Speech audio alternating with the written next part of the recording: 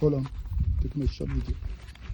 Okay, so ladies and gentlemen, so if you have never seen how shea nuts is processed, now this is the process. So what happens is that when the nuts are picked from the bush, so what happens is that usually the nuts are picked from the bush by the women.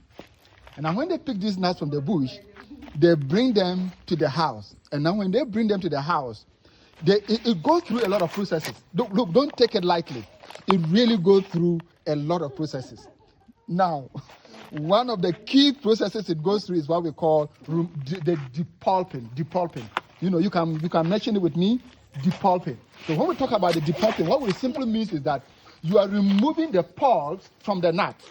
So that is really very important because you need to keep hygiene. Because look, when the depulping is not done, you can attract a lot of flies to your house. Now, so when you do the depulping, the next important stage you do is what we call the parboiling.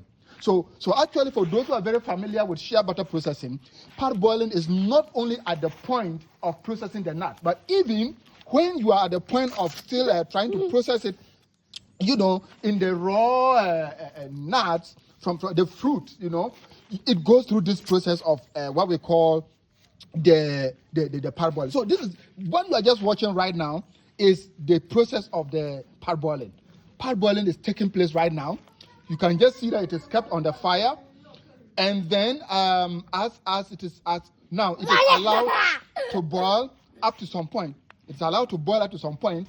Now, when it boils up to that point, immediately you have to pick it to the drying point. Wait, when we go to that point, I will show you again. I shall be back. Thank you.